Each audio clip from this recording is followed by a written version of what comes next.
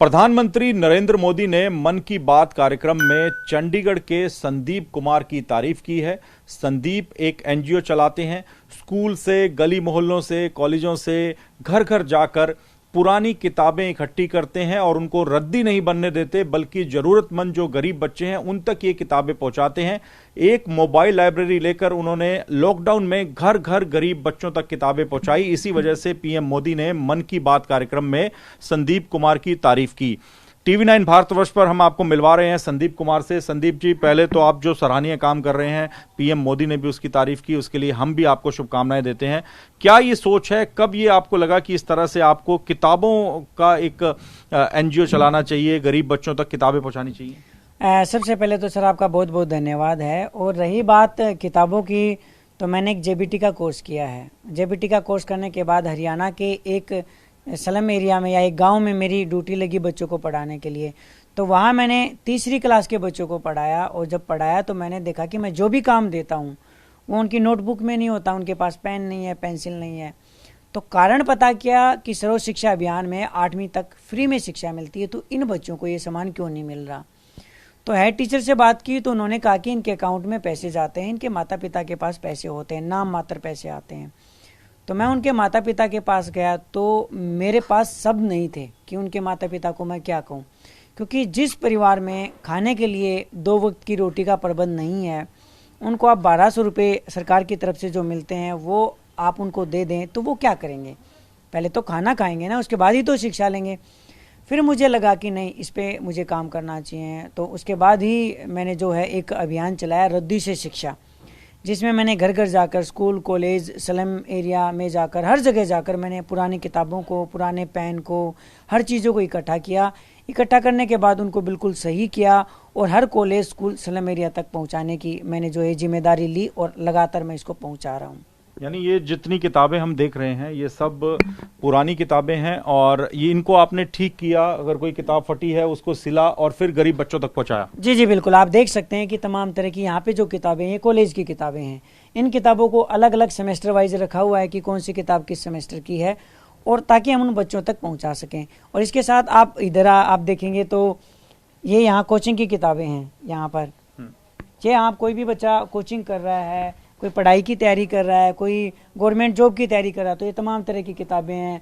कोई LLB कर रहा है, उसकी भी हमारे पास किताबें हैं कि ऐसा बच्चा आ जाता है। कई बच्चे ऐसे होते हैं पढ़ाई में बहुत इंटेलिजेंट होते हैं, तो उनके पास ये किताबें बड़ी महंगी होती हैं। अगर इन किताबों की मैं बात करूँ तो 1500 रुपये की कम से कम किताब होती है। तो ये इस तरह की किताबें हैं। ये सब रद्दी से आपने इकट्ठी की? सब रद्दी से इकट्ठी की है मैंने, लोगों के घरों में जाके इकट्ठा किया। अब आप एक चीज़ देखिए कि कितनी ऐसी चीज़ें हैं जो हम फेंक देते हैं। मैं भी आपको दिखाना चाहूँगा। मैं वही आपसे पूछने वाला था कि सिर्फ किताबें नहीं, पढ़ाई के लिए आजकल काफ़ी ज़रूरी सामान है, वो सब भी आप इकट्ठा करते हैं? बिल्कुल बिल्कुल। आप ये देखेंगे, ये पेंसिल है, ये अगर आप देखेंगे ये पेंसिल है। ये पेंसिल आधी भरी है, आधी मतलब आधी है ये पेंसिल। हमारे घर में बच्चे क्या करते हैं, इस्तेमाल करने के बाद फेंक देते हैं। ये हमने घरों से इकट्ठा करके सेग्रीगेट करके अलग किया इनको। इसके भी काफ़ी सारे हैं। हाँ, पेन भी हैं इसमें। आप इस तरह की इसकी भी हम पैकिंग, ये कलर हैं, कलर की हम पैकिंग बनाते हैं।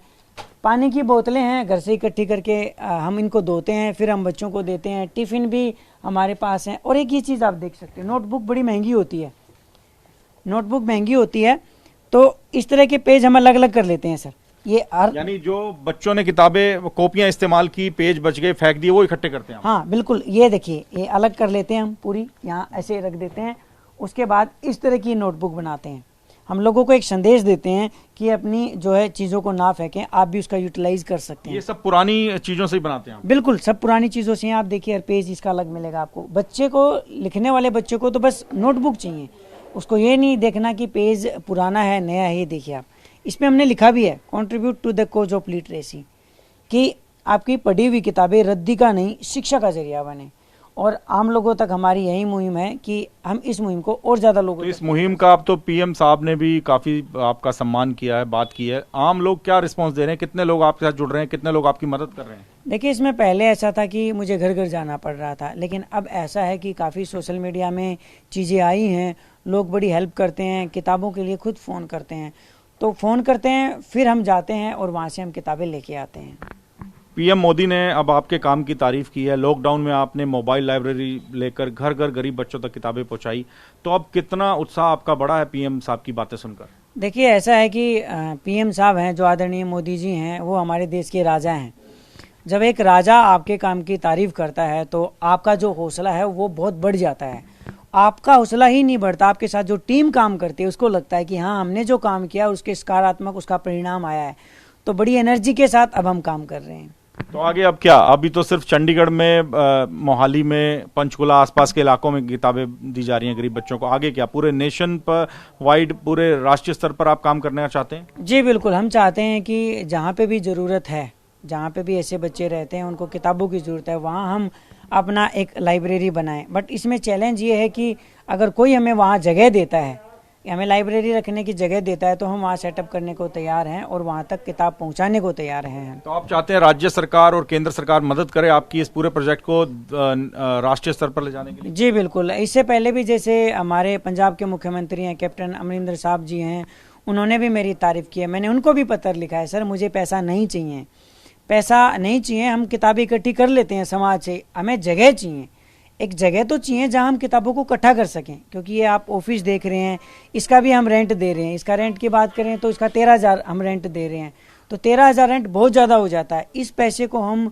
जो है समाज की बेहतरी के लिए इस्तेमाल करना चाहते हैं। और कोई भी ऐसा इंसान है जो चाहता है कि हाँ मेरी जगह आप इस्तेमाल कर सकते हो, यहाँ लाइब्रेरी बना सकते हो, तो हम बिल्कुल वहाँ हम यह लाइब्रेरी बनाएंगे।